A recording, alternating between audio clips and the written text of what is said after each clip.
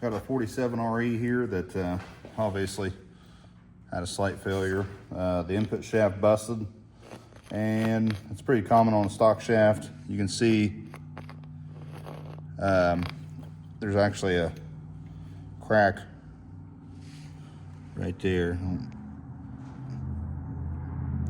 These will crack, and when this shaft twists in the hub, and it wasn't broken this bad until we tried to separate the direct clutch drum off of it.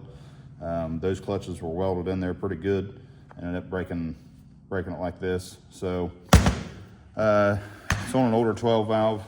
He's not making a lot of power, but obviously enough to twist the input shaft in the hub. So he opted to go with a little bit of an upgrade on a billet input shaft. It's not a Sonax or a Garand or a TCS. It's a Transmission Specialties.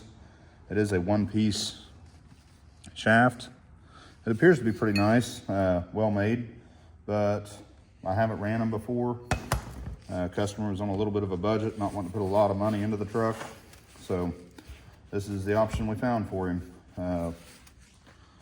There is a few things we need to do with this new shaft. There's a couple seals that need to go on.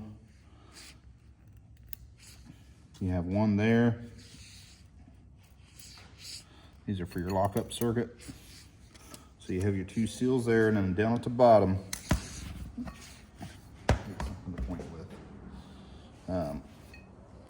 down here at the base of this hub, there's another sealing ring. It's a cast iron ring, and it does have locks on it. It can be kind of a pain to get in there, but just drop it down on, walk it around easily. Don't try not to spread it too much because it will bust. And then you need another ring. But once you get it in the groove, you can hold one side where it needs to be and just walk your finger around, and it'll go up and over and hook on itself once you get it where it needs to be. Just like that. Let's take some trans gel, put a little trans gel on them. Doesn't take much.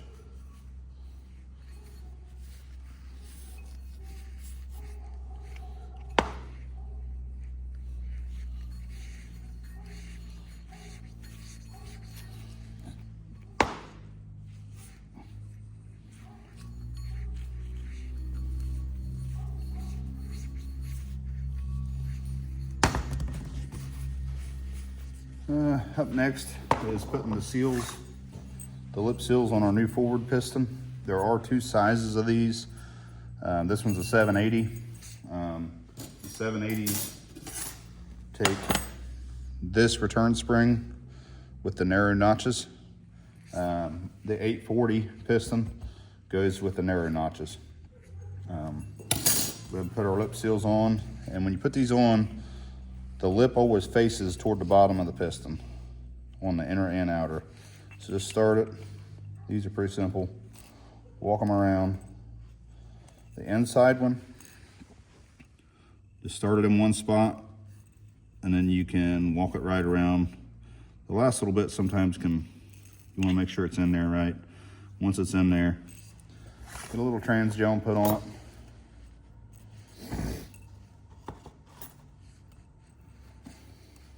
You don't have to kill it, just enough to help get it down into the bore.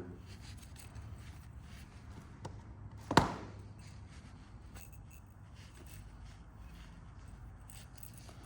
little bit on the inner one. A little bit cold in the shop today. I get tired of listening to the heater and it gives me a headache. So this stuff's a little thick. Once you have your seals on,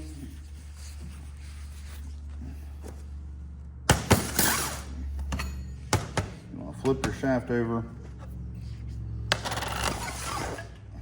Our rear clutch retainer, this is new also because the old one broke. So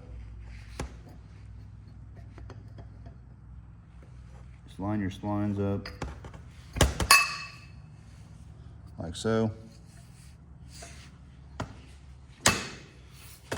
Sometimes I'll set it on the edge of the bench like this.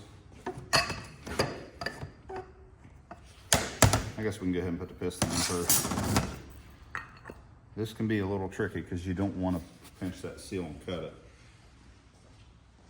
Most overhaul kits will come with what's called a lip wizard. I like using them because it's a lot less chance of cutting the seal. It's basically a round piece of thin plastic.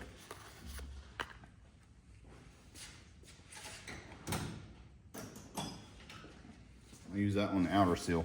On the inner seal, you can get a lip seal tool like this. I think I've seen them at O'Reilly's. But you just want to go in here and push that seal over the lip very easily. Once you have the inside one started, take your lip wizard, start it on the outside, and don't push real hard, just very light pressure. Walk this lip wizard around.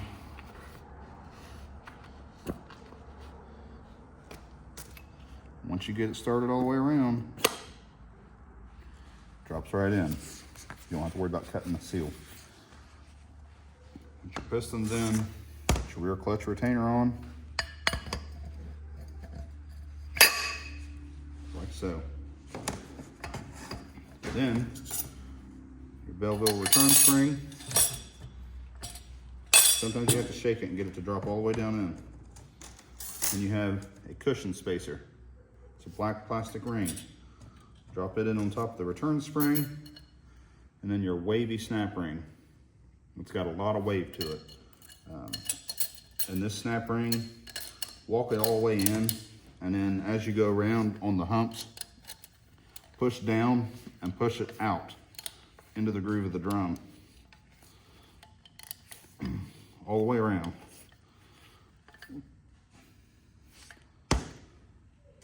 And that is how you change the input shaft. We will go ahead